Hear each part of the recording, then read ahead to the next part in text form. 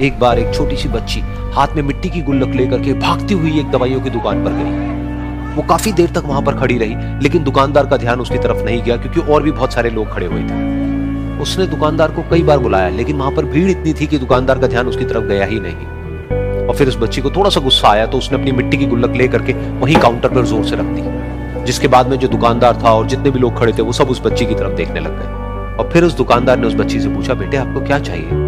तो वो बड़े ही भोलेपन से बोली कि मुझे एक चमत्कार चाहिए। ये सुनकर के दुकानदार को कुछ समझ नहीं आया, ना ही वहां पर जो लोग थे उनको कुछ समझ में आया, और सब उसकी तरफ देखने लग गए। फिर दुकानदार ने बोला, बेटे चमत्कार तो यहाँ पर नहीं मिलता है। तो बच्ची को लगा कि वो उससे झूठ बोल रहा है, तो बच्ची ने कहा कि मेरी गुल्लक में बहुत पैसे हैं, आप बताओ आपको कितने पैसे चाहिए, लेकिन मैं आज यहाँ से चमत्कार लेकर के ही जाऊंगी। तो वहीं काउंटर पे एक और आदमी खड़ा था, उसने उस बच्ची से पूछा कि बेटे क्यों चाहिए तुमको चमत्कार? तब उस बच्ची ने अपनी कहानी बताई कि अभी कुछ दिन पहले मेरे भाई के सर में बहुत तेज दर्द हुआ, तो मेरे पापा मम्मी उसको हॉस्पिटल ले गए। उसके बाद कई दिन तक मेरा भाई घर नहीं आया। तो मैंने कई बार अपने पापा से पूछा, लेकिन उन्होंने मुझे कुछ नहीं बताया।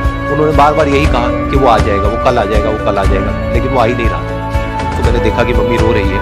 अब पापा मम्मी को कह रहे थे कि उसकी दवाइयों के लिए और उसके इलाज के लिए जितने पैसे चाहिए उतने मेरे पास में नहीं है, अब उसको कोई चमत्कार ही बचा सकता है।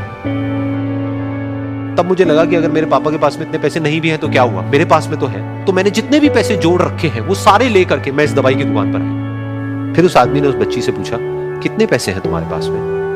ये सुनते ही उस बच्ची ने अपनी गुल्लक उठाई, जमीन पर फेंकी और तोड़ दी और पैसे गिनने लग गई। बाकी सब लोग खड़े होकर के उसको देख रहे थे। थोड़ी देर बाद उसने सारे पैसे अपने हाथ में इकट्ठे किए और बोली, मेरे पास में पूरे 19 रुपए हैं।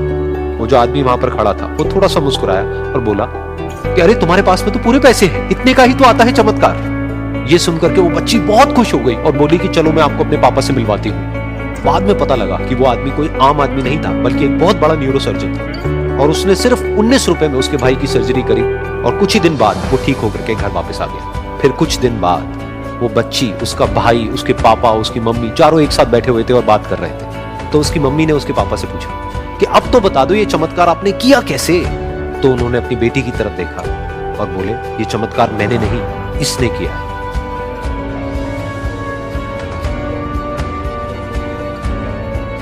तो यहां पर एक बहुत बड़ी बात है जो हम उस छोटी सी बच्ची से सीख सकते हैं कि जिंदगी में कभी कभी ऐसा होता है कि हमको कोई रास्ता नजर नहीं आ रहा होता है और हम लोग हिम्मत हार जाते हैं। तब हमारे अंदर एक बच्चा होता है जो कोशिश करने से कभी भी पीछे नहीं हटता है। वो हार मानने को तैयार नहीं होता है क्योंकि उसको ना शब्द समझ नहीं आता है। वो बच्चा जिसके लिए कुछ भी नामुमकिन नहीं है, क्योंकि वो हर हाल में कोशिश करता ही रहता है।